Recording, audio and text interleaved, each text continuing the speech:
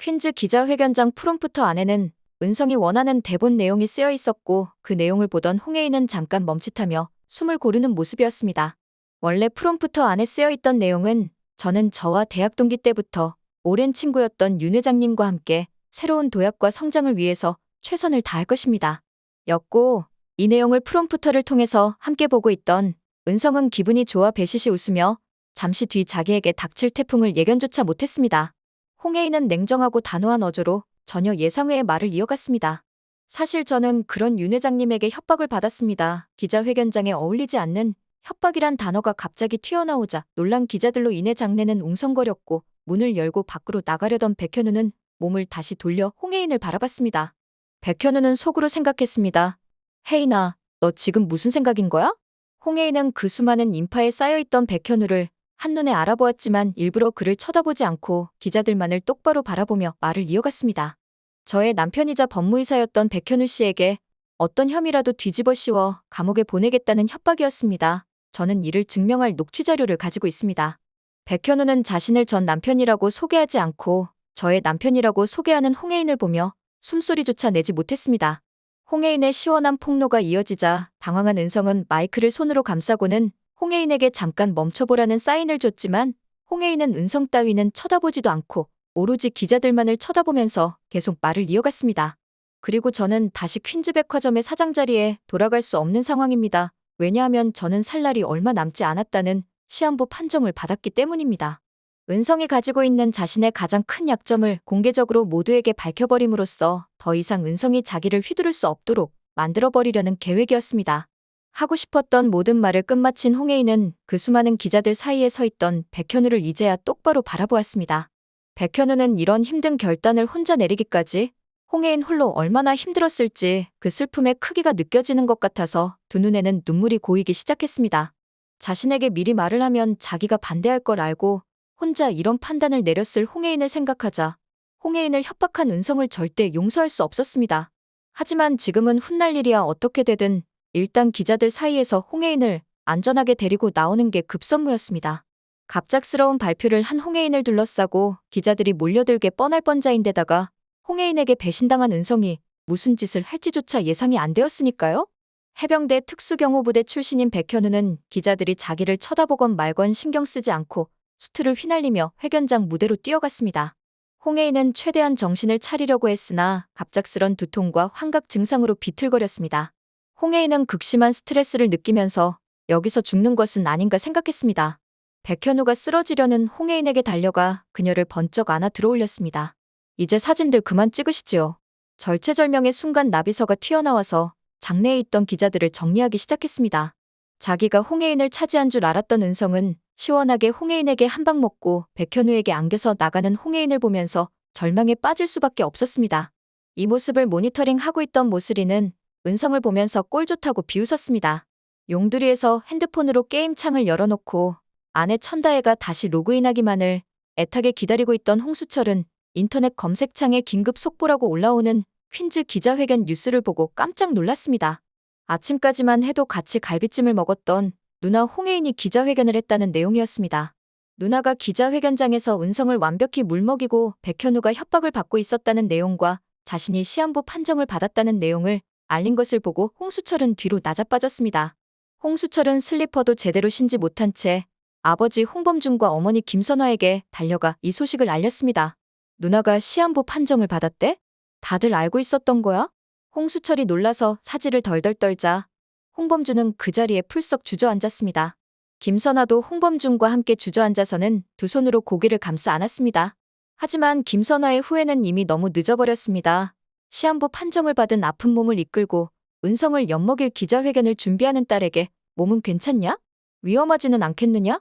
걱정을 해주어도 모자랄 판에 너 은성이 만났다며? 무슨 꿍꿍이길래 수철이한테 말하지 말라 했어? 너 지금도 은성이 걔 만나러 가는 거지? 너 하나 살려달라 이 말 하러 가는 거니? 혹시 너 혼자 회사 다 먹으려고 할아버지, 아버지, 수철이 다 빼고 은성이하고 같이 짜놓은 판이니? 라면서 귀신 신하라 까먹는 소리만 했으니까요.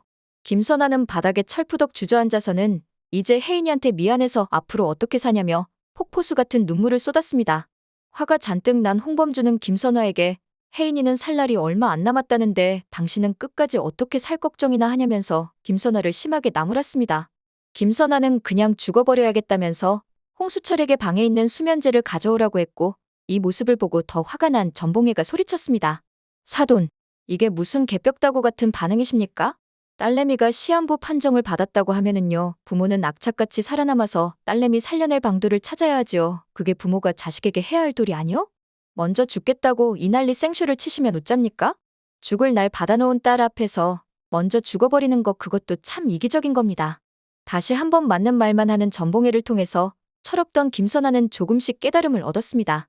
열었던 수면제 통을 다시 닫고는 이제부터 혜인이를 위해서 무엇을 할 수 있을지 그것만 생각하겠다고 울면서 약속했습니다. 은성은 파김치가 되어 집으로 돌아갔습니다. 하지만 홍혜인을 포기할 수는 없었습니다.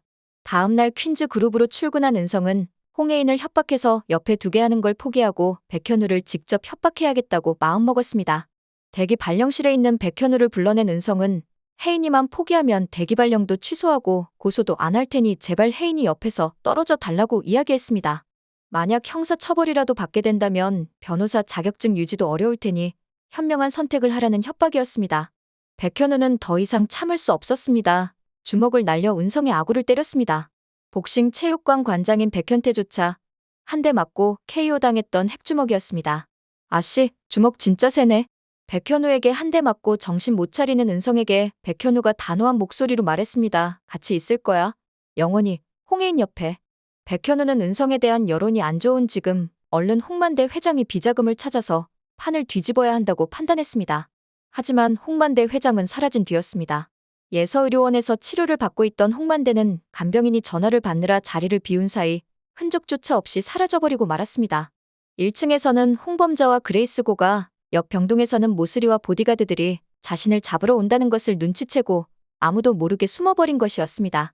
홍만대가 의식을 찾고 가장 먼저 한 일은 죽음을 목전에 둔 순간 가장 후회되었던 일을 바로 잡는 것이었습니다.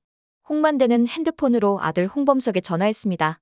그리고 자기가 홍범석에 못되게 굴었던 것을 미안하다며 사과했습니다. 죽기 직전 내 얼굴이 가장 먼저 생각났다. 너와 내 엄마 범자 범준이랑 행복했던 순간 그때 밖에 떠오르지가 않았단다. 지금 상황이 급해서 길게 연락은 못하지만 내가 곧 다시 전화하마. 정말 미안했다 범석아. 핸드폰을 켜두면 위치 추적을 당할 거라고 생각한 홍만대는 홍범석과의 통화 후에 곧바로 핸드폰을 끄고 사라져버렸습니다. 모슬이는 홍만대의 병실에 들어왔습니다. 침대 위에는 홍만대가 누워있던 흔적만 있을 뿐 홍만대는 이미 사라져버린 뒤였습니다. 수액 주사 바늘을 급하게 뺀 흔적을 보고 모슬이가 보디가드들을 보며 말했습니다. 회장님 멀리 못 가셨을 거야. 근처를 샅샅이 뒤져보도록 해. 모슬이가 이미 병실에 온 걸 본 그레이스고와 홍범자는 깜짝 놀라서 다른 병실에 몸을 숨겼습니다. 홍만대를 못 찾았다는 보디가드들의 말을 듣고 모슬이가 다른 지령을 내렸습니다.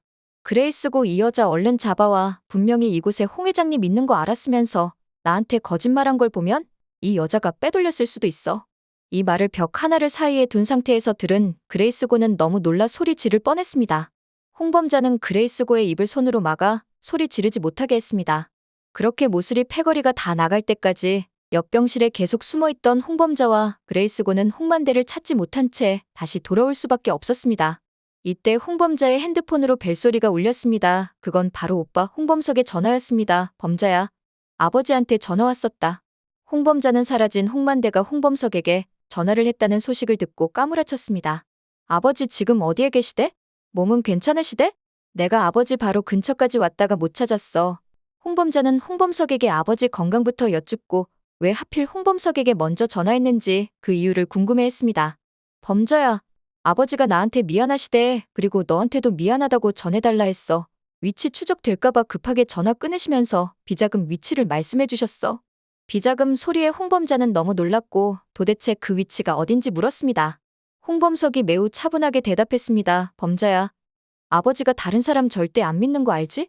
뭐든지 자기 손으로 직접 해야 되는 분이었잖아. 그 비자금은 전 세계 10군데 나라를 돌고 돌아서 깨끗하게 세탁이 된 뒤에 말레이시아 리부안 지역 은행에 둔 게 아니라 말레이시아 리부안 지역 항구에서 배를 타고 다시 한국으로 들어왔다. 홍범자가 놀라서 소리쳤습니다. 한국. 한국 도대체 어디에? 그러자 홍범석이 떨면서 말했습니다. 우리 어릴 적 숨바꼭질 하던데 기억나? 너랑 나 범준이 말고는 아무도 모르는 패닉놈. 아버지는 가장 가까운 곳에 숨겨두셨던 거야.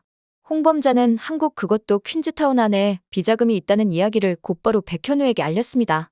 그리고 백현우는 윤 대표가 찾고 있는 비자금을 자신이 먼저 가로챌 계획을 세우기 시작했습니다. 오늘 영상 재밌으셨다면 구독과 좋아요 부탁드려요.